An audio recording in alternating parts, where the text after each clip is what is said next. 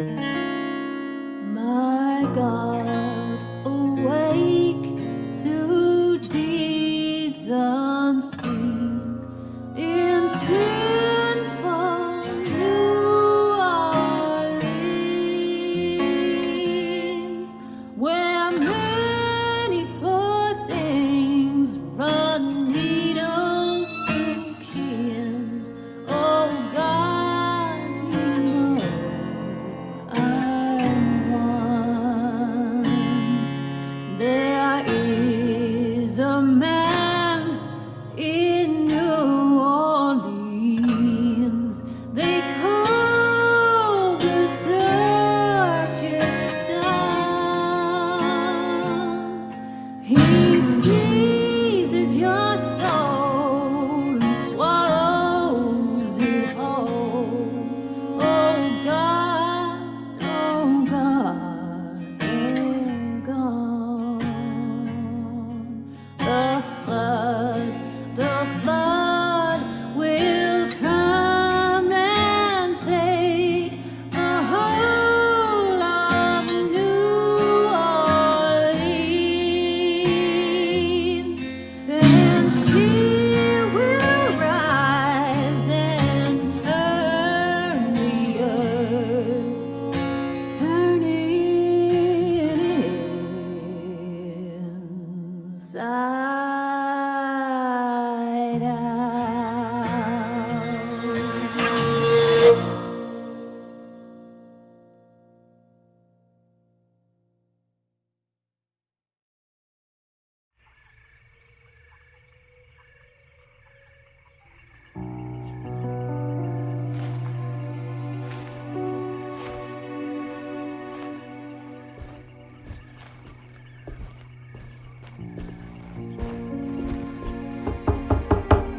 Hello? It's so quiet. Where is everyone? This is a big place. Maybe they're on the other side of the house. Stay here. I'll have a look.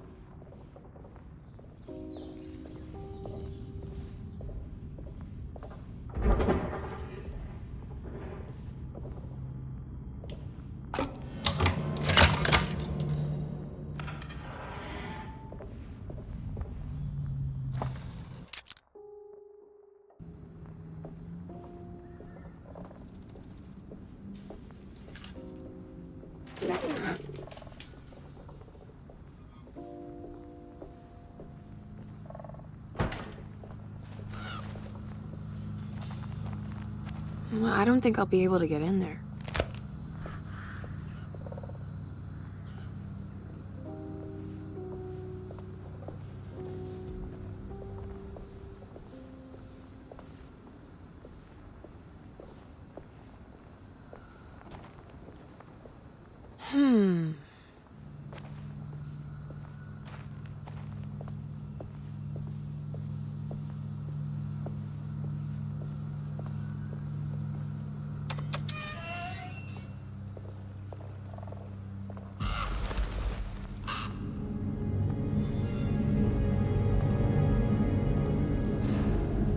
This must be older than Derceto.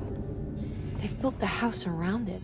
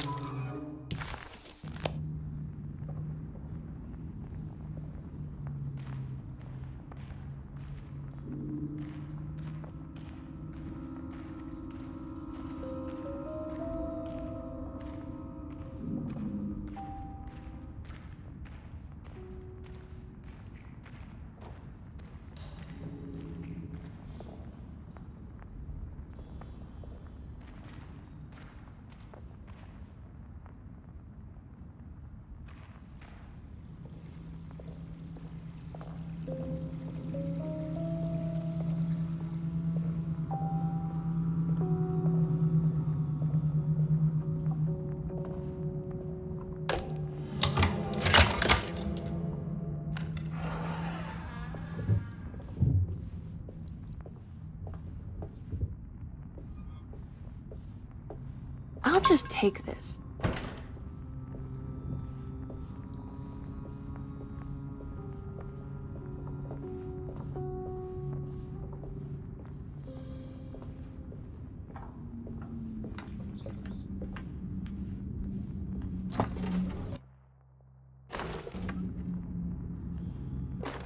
Every day your silence weighs a little heavier.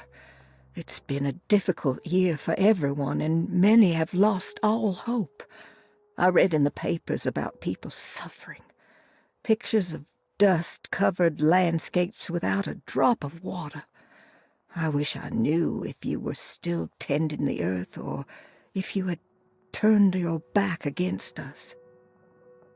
I have started to look for help elsewhere. I pray you will tell me if I am going down a path that you find disagreeable. With help from Baptiste and Charlotte, I found comfort in the practice of the voodoo. I have long been skeptical of that Caribbean cult, but it's been of good use to me. It seems all harmless in my book. I say some words dreamt up by the Creoles, and I carry around a small pocket of gree-gree. Nothing of this is mentioned in the Bible, of course, but the French Quarter priestess tells me it's all connected. She says the Christian God is just one more perspective on the creator of things. That's what I like to think, but the other way around, that the spirits of her faith are just aspects of you, our Heavenly Father. I am so grateful for the words you gave Mr. Hartwood. We will sing your praises at St. John's Eve. The world will be blessed soon again. Only the sacrifices of the Old Testament compare to your demands. Let it be the truth. A mother of earth, wood, and dirt. A mother of 1,000 young. Sacred sand, $1. Black cat oil, $1.50. Devil shoestrings, $0.25. That makes $2.75, madame. What was that you were telling the doctor? A goat without horns. What does that mean? You must have misheard me, madame. I said no such thing. Please, I know I don't look like any of you, but I'm devout. I'm ready to do what it takes. Do not be so eager to sacrifice the few things you have left, madam. Now please, leave my store. A goat without horns.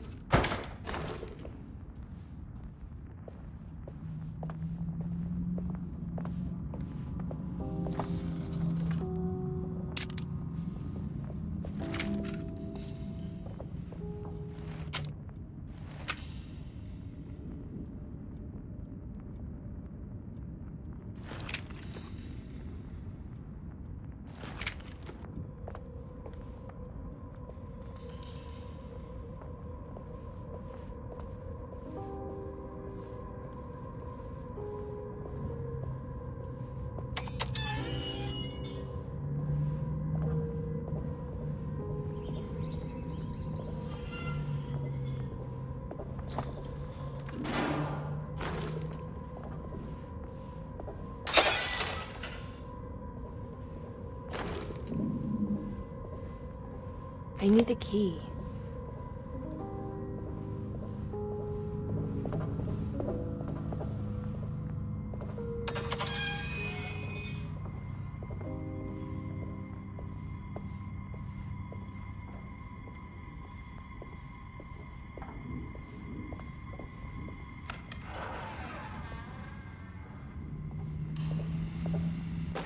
Please do not touch the boiler. It is working after all. While the sabotage has caused a leak, only the decorative plate has been completely ruined. Let's wait for Mr. Chance to turn up and he can take a look at the leak. Mr. Waits.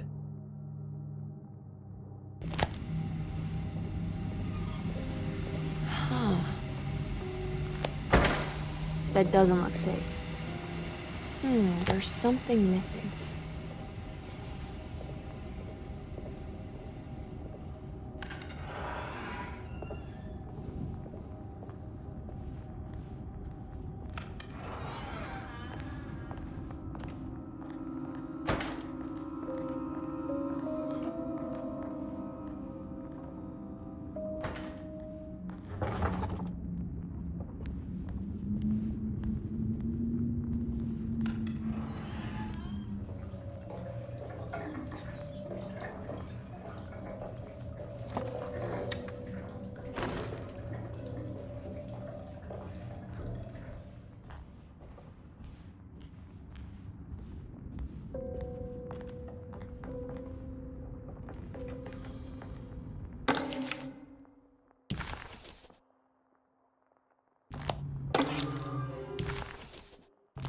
What's this?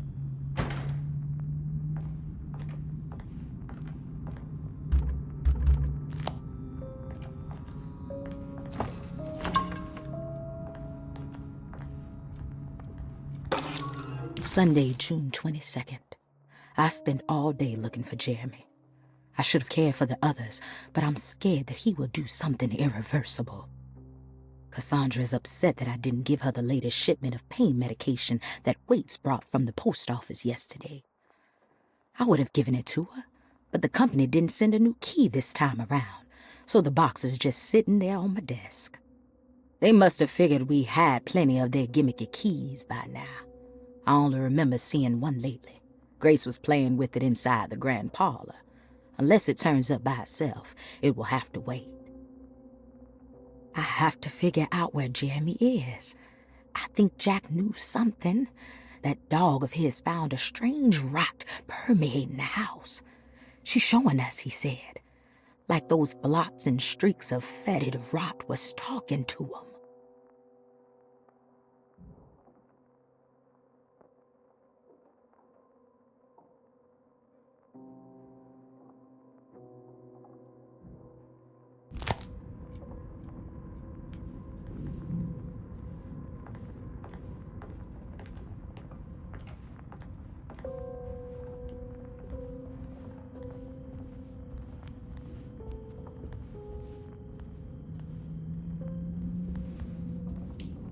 I need the key.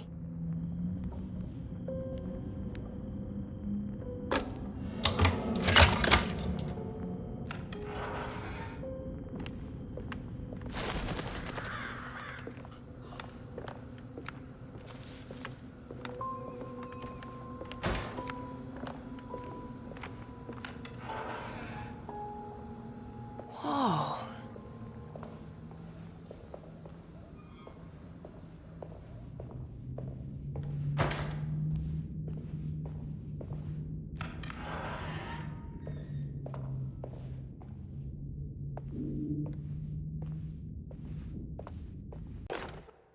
The Great Depression. President Hoover raises tariffs on over 20,000 imported goods in an act to protect American labor. Following the collapse of the Wall Street stock market on October 24 last year, American industry has suffered greatly. Thousands of companies have gone bankrupt and left a large part of the American workforce unemployed. In an attempt to turn the tide, the Smoot-Hawley Tariff Act has been signed by President Herbert Hoover. By regulating commerce with foreign countries, the government hopes to encourage the industries of the United States to compete with cheap foreign imports. Superstition on rise. New Orleans voodoo stores and spiritual mediums see increased profit during troubled times. While the market has faced hard times ever since Black Thursday of last year, voodoo doctors and snake charmers see significant rise in number of customers. With the coming Eve of St. John on the 23rd, the police expect increased cult activity around Bayou St. John, the southern shore of Lake Pontchartrain. Voodoo rituals in that area on the Eve of St. John have a long tradition reaching back to the first snake worshippers brought as slaves from West Africa. During the 19th century, its practice was popularized by the legendary Marie Laveau and has since been embraced by many of the Creoles and a surviving aristocracy of the French Quarter. Author seeks asylum. Rumors regarding author Cassandra Beauregard making Derceto her home verified. Derceto Hospital is an old plantation building on the eastern shores of Lake Pontchartrain. While often considered an asylum for the insane, residing Dr. Elmore Lee Gray prefers to think of it as a convalescent home, a place where you can go to rest. The patient list is kept secret, but thought to include many of the black sheep of wealthy families, because at Derceto, treatment does not come for free. Local author Cassandra Beauregard has now been confirmed by her own admission.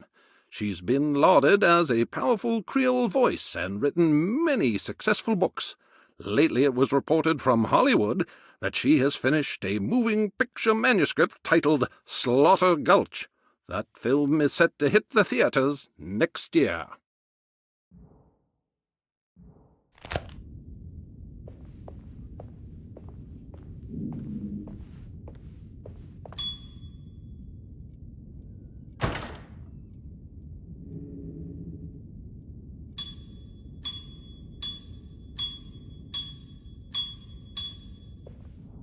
I need the key.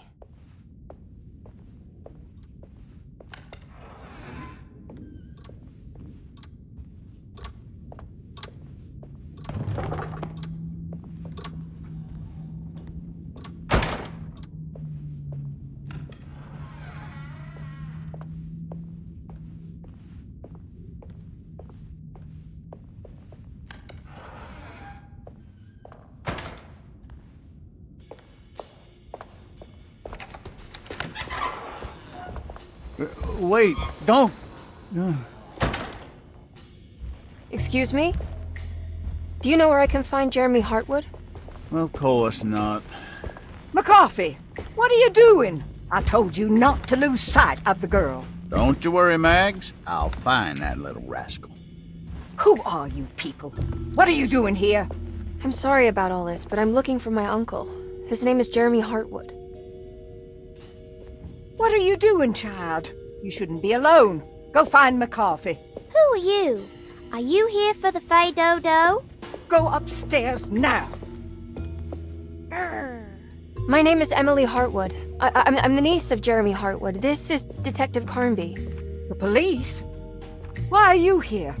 No, I'm a private investigator. Sorry to bother you. My client's worried about her uncle. He's a patient here at Derceto. If you don't mind, could you direct us where to find him? No, I can't. Jeremy has gone missing. If you leave your information, I will make sure to contact you. Wait, he ran away? No, he won't leave the house. He's around here somewhere, and both of our orderlies are looking for him. That's unacceptable. Where's Dr. Gray? I want to speak with him immediately. Fine, I'll ask him. Wait here and don't touch anything.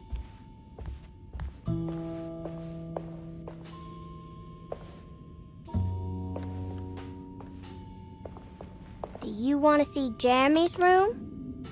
Can you show us? Follow me.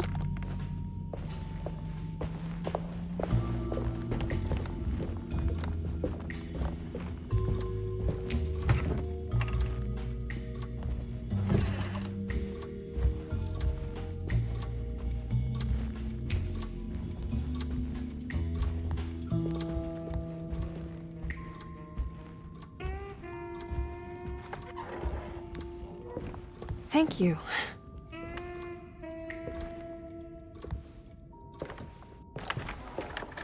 Strange kid. Let's look around, see what we can find.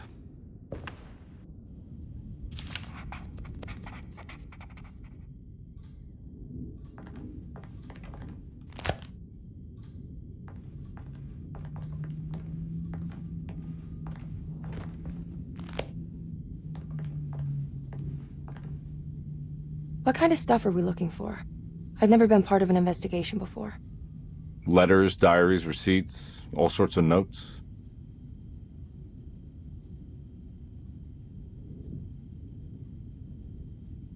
I've read about police analyzing teeth marks and blood samples and fingerprints to find criminals. Is that something you can do? No, that sounds more like the way the Bureau of Investigation does things. But, you know, if you do find teeth or blood, it's still worth mentioning.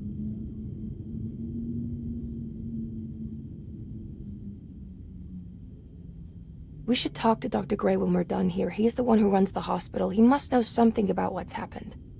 Yeah, I just want to get a feel of what we're dealing with here first. Of course.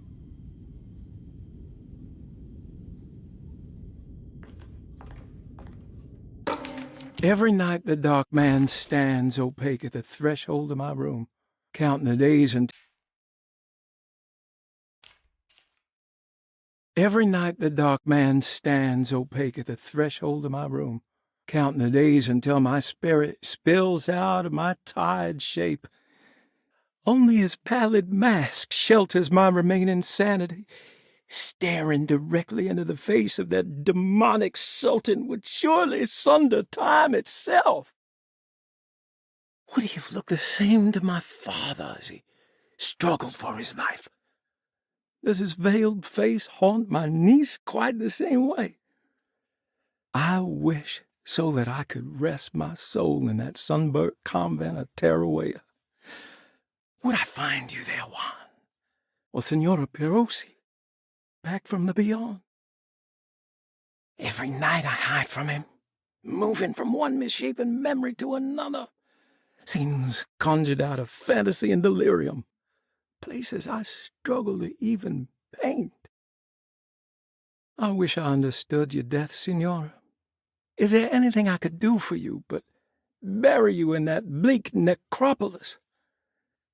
That triumphant chapel rising above the ledges and the oven vaults shall be your sepulchre, where you may rest, and I shall weep. How did you first come to understand such things, Senora? How did you know that the battered boil in the basement would lead me to Lafayette Cemetery? Or how the old upstairs clock, with its astronomical motifs, would take me to that hateful mound outside of Claremont Harbor? Those are my memories, my past. Is there perhaps a chance, if ever so small, for me to see Teruel? Oh, I want that more than anything. Please, let my talisman take me there. Let me sit with Juan under his Bodhi tree. Despite having sold me that talisman, Miss Jackson, the voodoo priestess, revealed none of her secrets to me. That's why I had to travel to Tonka. Instead, she cruelly told Baptiste, my caretaker, that he would be betrayed and killed in the most awful way, that the one he loved would pierce his thigh with a sharp spear, and that he would be devoured by his own mother. What a terrible thing to say.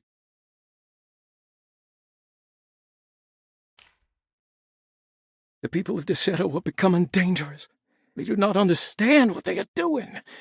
I must do something to stop them. I tried talking to Dr. Gray, but he confuses my worries. He's caught up in treating me. How can he expect evil to be cured with medicine and conversation? The orderlies, the housekeeper, and the patients are all deranged. They will call upon evil to enter this world. All will be lost. Everything. Unless I can find the clerk, Mr. Waite. He seems to be a clear-thinking man. Maybe Beauregard. The dark man offered me a prison, and I accepted. I signed that miscarried contract and entered the dark pact. Everyone is safe, except for me.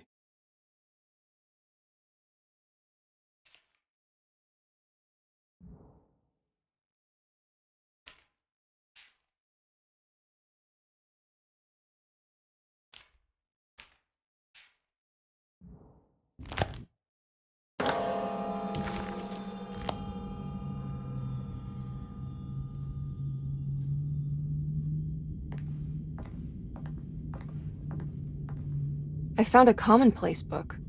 What's that? A notebook with all kinds of stuff in it. Do you know a place called Tarawea? Never heard of it. Is it close? I've no idea. Just seems like it was a place Jeremy wanted to visit. Good to know.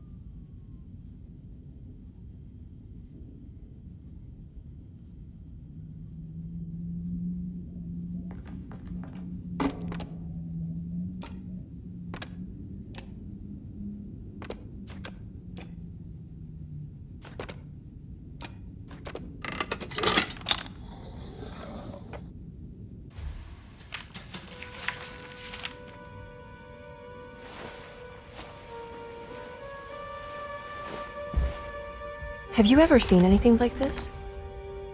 Looks like a talisman. You mean like this one?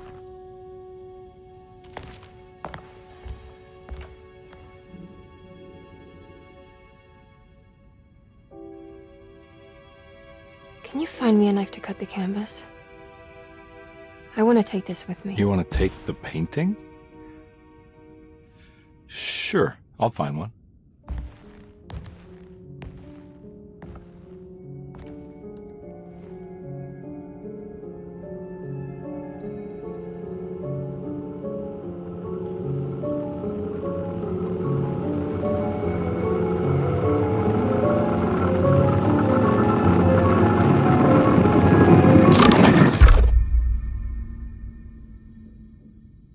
I found this tube as well. Should keep it safe for you. Do you want to carry it, or should I? Miss Hartwood? Emily? I'll take it. Thank you. We're done here, right? I'm not sure. I don't know how to do any of this. Listen, I think we should talk to Dr. Gray. He must know something about what's going on around here. Okay. Let's do that.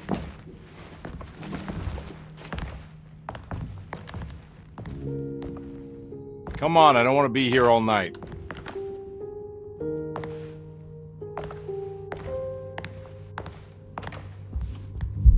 Detective Carnby? Where did...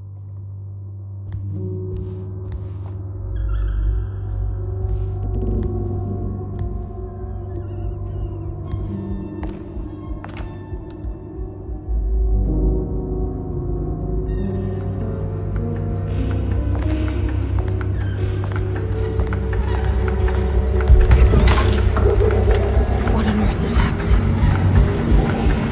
What is this place?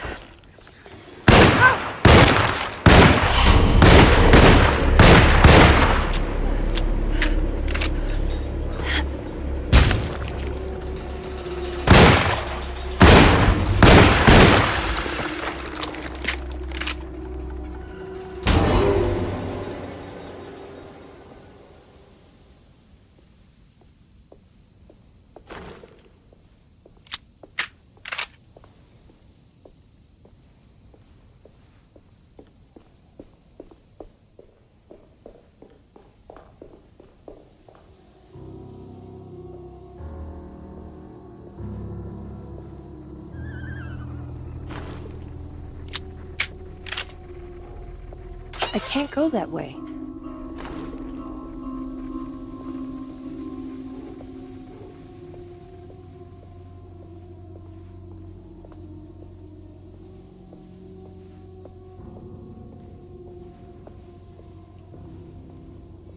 This can't be.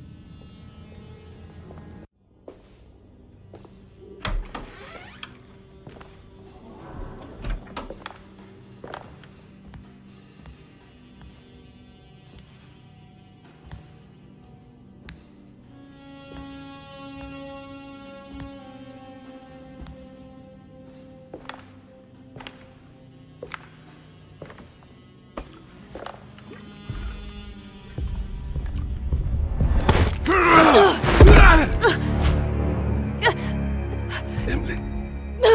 Is that you? Baptiste? How'd you get here? I was back at Derceto. Looking for my Uncle Jeremy? Jeremy's your uncle. I didn't know. Why would you? You're still working at Derceto? Yeah, both me and Lottie stuck around. We're real orderlies now. You remember my sister Lottie, don't you? What happened, Baptiste? How are we here? You know about the dark man haunting your uncle? I'm familiar with his mental state. I think we all in his head somehow. Cause these streets are real, but they're not like on any map. Nah, this is like when you remember something, but in the wrong way. Do you know how to get back to Derceto? I'm not safe here. Truer words have yet been spoken, Mrs. Marcus. Don't call me that. It's Miss Emily Hartwood. There's no reason to call me anything else. I'm sorry, Miss Emily. I'm just trying to tell you like it is. This place ain't safe for no one. There's evil hiding in the dark. How do I get back? Only Jeremy knows how. He has this juju necklace guiding him. You mean this talisman? Mm-hmm. Just like it. He says it's been protecting him ever since he got it from Miss Jackson down the street. You know where it came from? Have you been there? I was there no more than 1 hour ago looking for Jeremy. Locked it up to keep the ghouls from getting inside. You can have the key if you want. Thank you. I'll take a look. Stay safe, miss.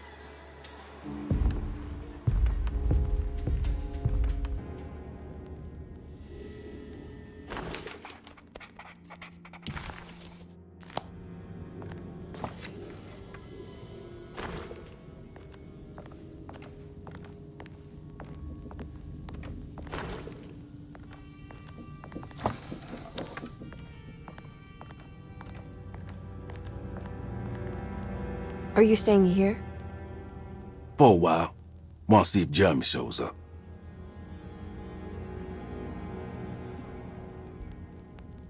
Your sister. She also works at Derceto? Yeah, she the one who got us jobs.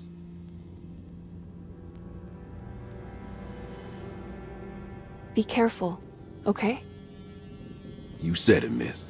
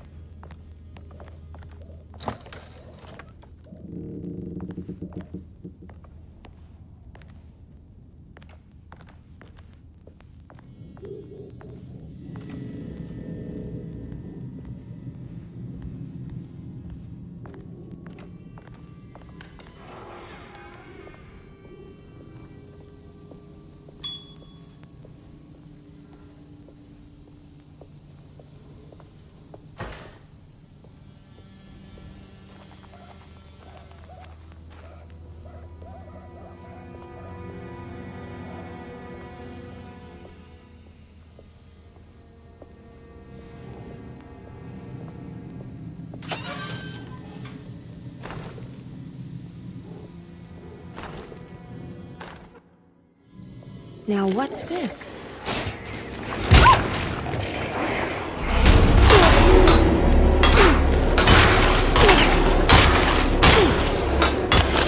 My weapon broke!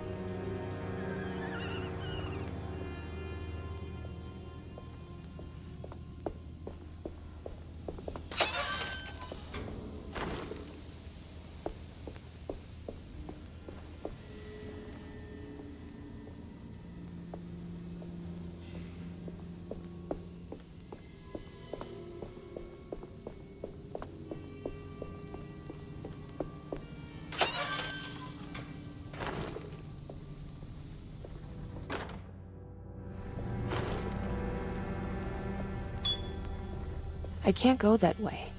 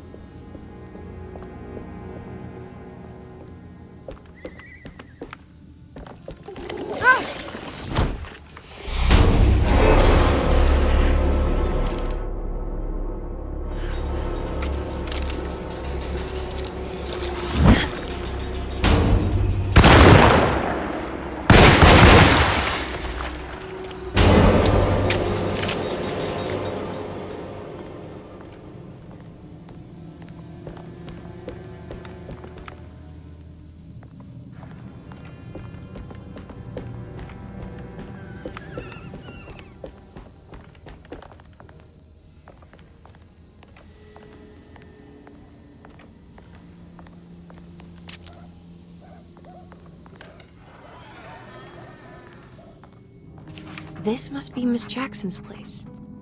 Let's see if we can find out more about Jeremy's talisman.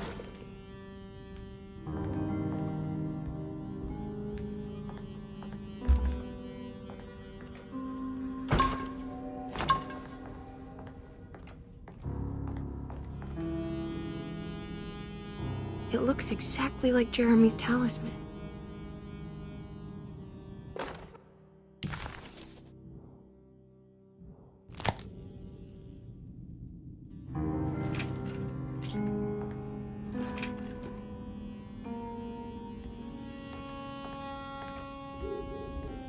I think it's meant to hold the talisman.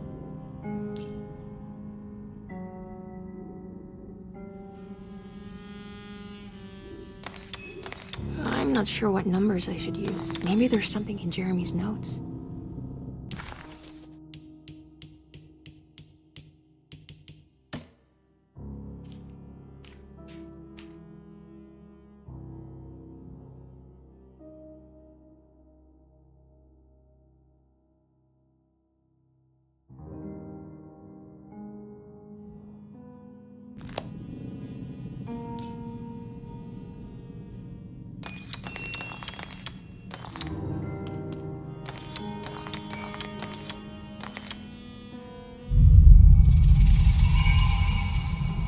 What's that picture in the glass? Where is that?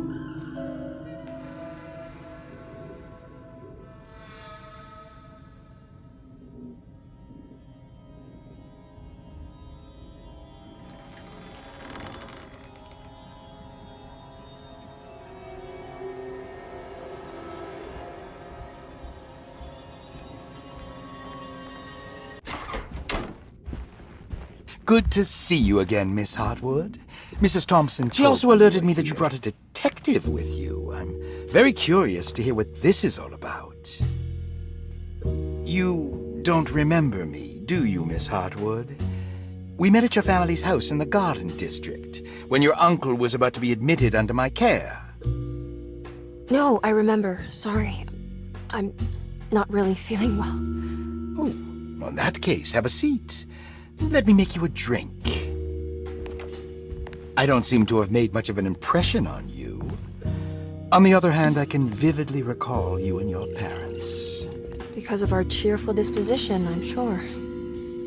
You are far too intelligent to think that. You come from a joyless family, Miss Hartwood. The only amusement I took from my visit was discovering that the young lady's drink was an old-fashioned. Very astute. Is that supposed to make you seem attentive or intelligent? Whatever you prefer. Are you ready to tell me why you are here, Miss Hartwood? And why you brought a detective? I received a letter from my uncle. He seems certain that he was in danger here. If I find out you're treating him badly, I'll be taking him back with me to New Orleans. Really? Is he going to live with you in your tiny garçonniere? That would be a spectacular way to ratify your spinsterhood. Because you are well aware that your father would never let him back in his house. No, I have it. Maybe you can bring him back up north. You've been wanting to move back for quite a few years, haven't you? You always preferred your mother's side of the family. Jeremy is free to leave with you. I won't object. However, there is one problem, as you might have learned. He is, in fact, missing. Do you know where he could have gone? No, I'm afraid I don't. I have my staff looking for him. I'm sure he will show up eventually, especially if he learns that you are here. He is quite fond of you. What can you tell me about his condition? I never heard a proper diagnosis. What is your medical opinion of him? Well, let me think. He is an anxious man, depressed, even. He suffers from a perceived lack of order in his inner and outer life. He constantly complains about events not presenting themselves according to their divine nature. And the Dark Man? Hard to tell if it was ever anything specific. Jeremy uses the Dark Man as a psychological scapegoat to avoid facing the truth that he is in any way at fault. You don't think there can be any truth to the Dark Man's Supernatural existence? Why would you ask that? Can we ever be sure? If the Dark Man is some sort of evil presence that is in possession of Jeremy? Well, I assure you, any evidence that you experience supporting that claim is purely delusional. Don't get caught up in mass hysteria, Miss Hartwood. You wouldn't want to take your uncle's place in this hospital, would you?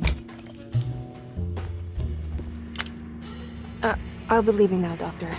I need to keep looking for my uncle. Do so, Miss Hartwood. I'll let you know if he shows up.